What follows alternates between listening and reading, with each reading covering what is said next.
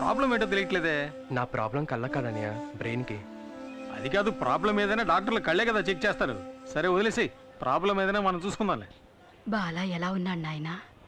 వాడికే మా చక్కగా ఉన్నాడు. వాడి దిగులంతా తమ్ముడు గురించి.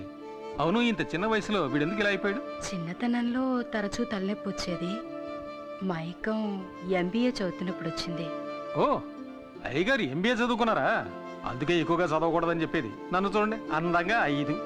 సరే, నువ్వేం దిగులు పడకు. నీ ఆపరేషన్కి ఎంత ఖర్చు అయినా అది నేను చూసుకుంటాను. సార్, ఈ బిల్లుకి ఆల్రెడీ డబ్బులు కట్టేశారు. ఎవరు కట్టారు? ఆ అమ్మాయే. ఏ అమ్మాయి? అదే సార్, సతీష్తో పాటు ఎప్పుడు ఉంటుంది ఆ అమ్మాయే. ఏమండి, 60 ఏళ్ళ ఆవిడ మీకు అమ్మాయిలా ఉందా? మీరు తప్పుగా అర్థం చేసుకుంటున్నారు. నేను చెప్పేది వాళ్ళ అమ్మగారిని కాదు. మరెవరు? అది సార్, అటు చూడండి, ఆ అమ్మాయి సార్. ఎవరా అమ్మాయి? హాయ్. హాయ్. అత్తయ్య, నేను అన్ని మందులు తీసుకొచ్చేసాను. అయిపోయిన వెంటనే చెప్పండి.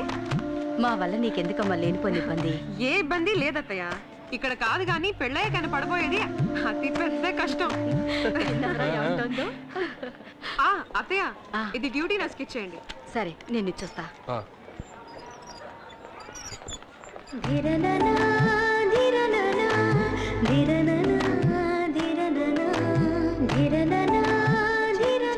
ఎన్ని మందులు రాసిస్తారు?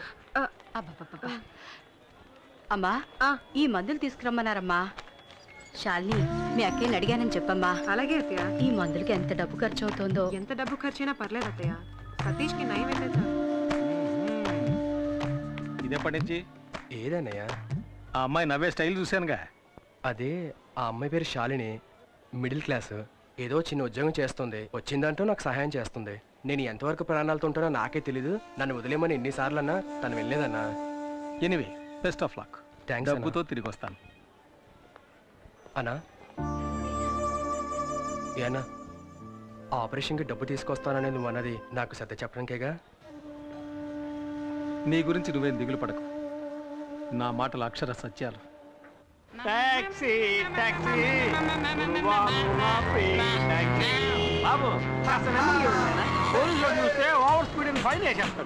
చేసే ఫ్రీ సర్వీస్ కి ఇంత బిల్లప్ప.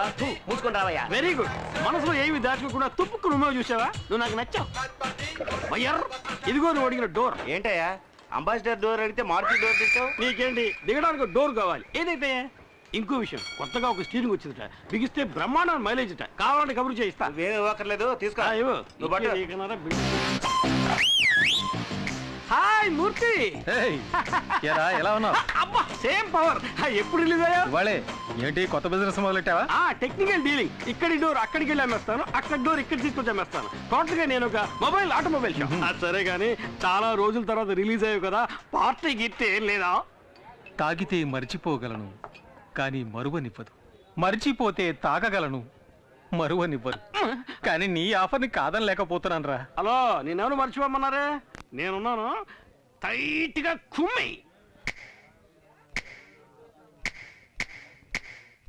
సరుకు రెడీనా, సరుకు రెడీనా, సరుకు రెడీనా, హే చురుకు సరుకు రెడీనా.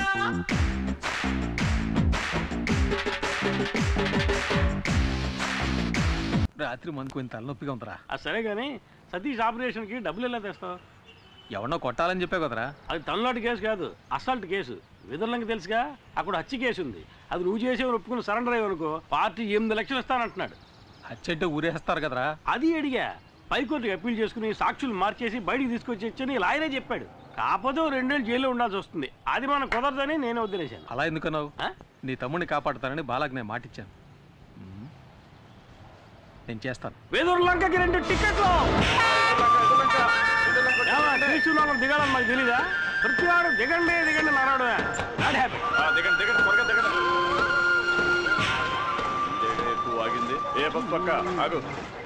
ఏంటి కొన్నాను? ఏది చూపించు. నువ్వు బస్సు చూపించు.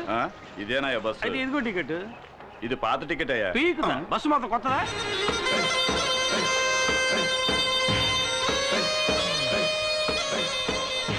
బాగా ఎండగా ఉంది, కొనుక్కుంటు. ఇదిగో.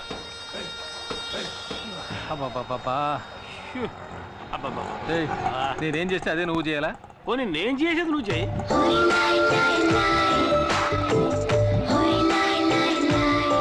మూర్తి,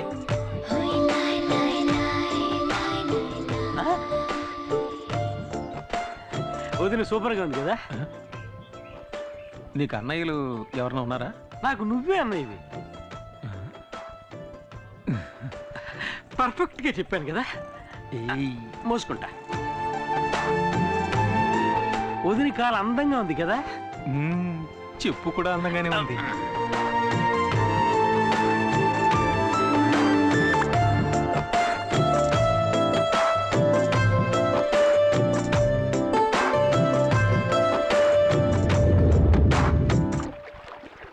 ఏంటంజలి, మీ దివాణం బోటి వాళ్ళు రాలేదా? వదిన పేరు అంజలి మూర్తి. అంజలి మూర్తి. నీకేంటమ్మా ఎదుర్లంక దివాణంలో రాణిలా బతుకుతున్నావు. నువ్వు తలుచుకుంటే కొత్త బోటే కొనేయచ్చు. నేను రాణిని కాను, జమీందార్ గారికి బంధువుని కాను. నేను ఆ దివాణంలో లెక్కలు చూసే సాధారణమైన అకౌంటెంట్ని. మా నాన్నగారు చేసిన పనిని ఆయన పోయాక నేను చేస్తున్నాను. ఏంటమ్మా అలా అంట? ఈశ్వర ప్రసాద్ గారు జైలుకి వెళ్ళాక వాళ్ళ అమ్మగారిని అబ్బాయిని నువ్వేగా బాధ్యతగా చూసుకుంటున్నావు. అది నా బాధ్యత. అనాథలమైన మాకు వారే ఆశ్రయం ఇచ్చారు. అది ఎంతకాలం? నీకు పెళ్ళయ్యి అత్తారింటికి వెళ్లే వరకేగా. అంటే వదినకి ఇంకా పెళ్లి కాలా? సిగ్గా. ఈశ్వర ప్రసాద్ గారి జైలు నుంచి రాగానే అంజలికి పెళ్లి అవుతుందో లేదో తెలియదు కానీ ఖచ్చితంగా ఇక్కడ హత్య జరుగుతుంది. అప్పుడే గాల్లో రక్తపాసన వస్తుంది. అది నిన్న నీ పెళ్ళాం దుడ్డు కర్రతో నీ నెత్తిని బాధింది కదా, ఆ రక్తపు మరకల వాసన.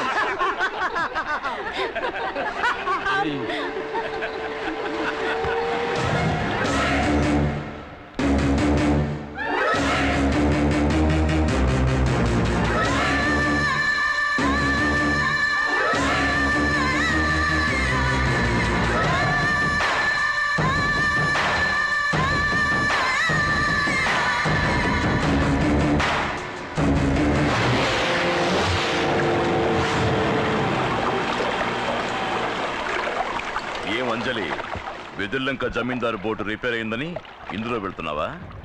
నా బోట్ ఎక్కు. జమీందారు బోట్ లాగా తుప్పు పట్టిన బోటు కాదు, సరికొత్త బోటు. రావే, నేను నిన్ను డ్రాప్ చేస్తాను.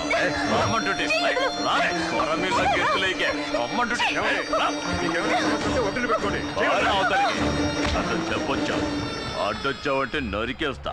ఏవే, మాకు వ్యతిరేకంగా కోర్టులో కేసు ఫైల్ చేస్తావా?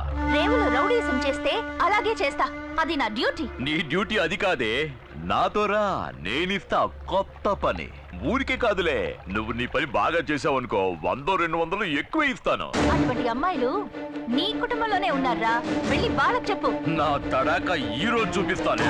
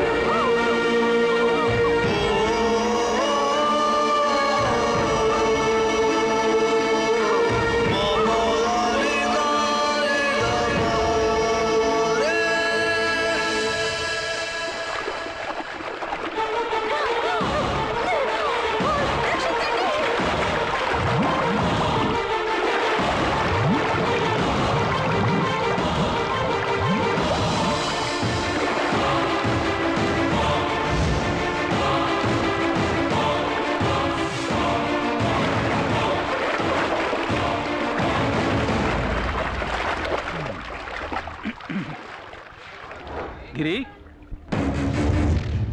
గిరి, గిరి, ఆటోలో వచ్చేంటి? నేను ఒకటి కాపాడదాన్ని పట్టుకున్నాను. ఆడ పెద్ద స్విమ్మింగ్ ఛాంపియన్, నన్ను లాక్కుంటే అవతల రోడ్డుకి వెళ్ళిపోయాడు. నేను అక్కడి నుంచి ఆటో వేసుకొచ్చాను. నాకు తెలుసురా నువ్వు మునిగిపోవని. నా మీద నీకు అంత నమ్మకం? ఎందుకంటే ఈ బుర్ర అంతా డొల్లేరా, మునిగిపోదు. ఎవడో ఆటోలో ముందు నీకోసం ఎదుగుతుంటే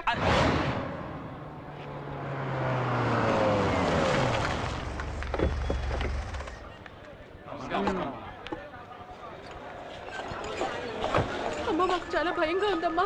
ఏం భయపడకండి, నేను చూసుకుంటాను.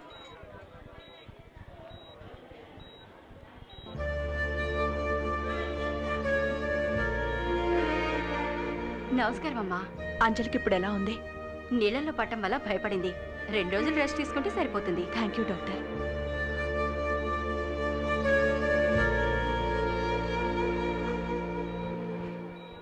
అమ్మా, అంజలిని కాపాడింది ఎవరో ఎవరికి తెలియదమ్మా. హాస్పిటల్కి అంజలిని హడావుడిగా తీసుకురావడం వల్ల అతన్ని ఎవరు సరిగ్గా గమనించలేదమ్మా. అతను ఖచ్చితంగా కూలి పని చేయడానికే వచ్చుంటాడమ్మా. వాడు ఒంటరిగా అంజలిని మాత్రమే కాకుండా ఎంతమంది ప్రాణాల్ని కాపాడాడు.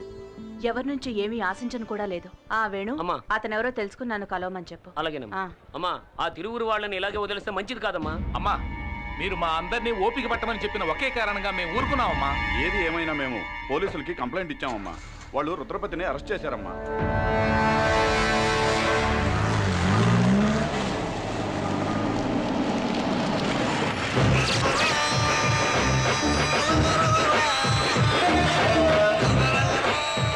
సార్, ఊళ్ళో వాళ్ళు ఇచ్చిన కంప్లైంట్ కోసం ఊరికే ఫార్మాలిటీకి అరెస్ట్.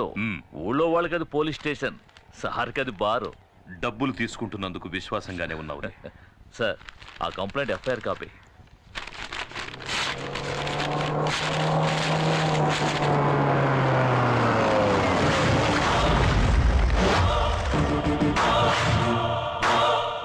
ఎన్నడూ రాని వాళ్ళు వచ్చారే.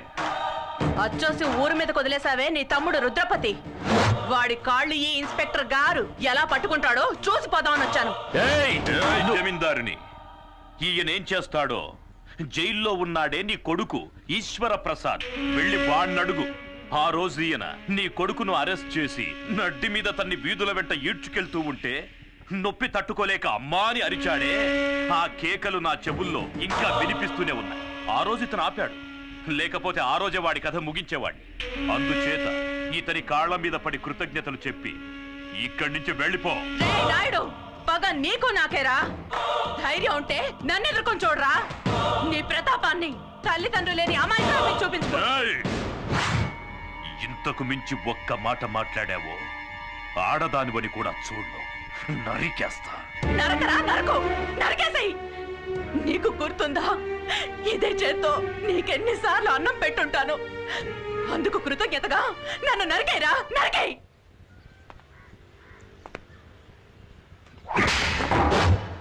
బొమ్మని చెప్పరా.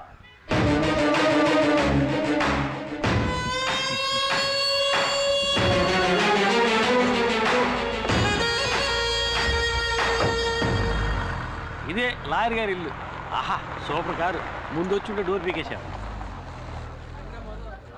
అంతమంది జనం ఉన్నారేంటి? మనకి పోటీగా వచ్చారేమో. లాయర్ గారు లేరా అండి? ఉన్నారు. గుంపుగా వస్తే బావకు భయం. సార్ని అడిగానని చెప్పండి, వస్తాను. వెళ్ళరా.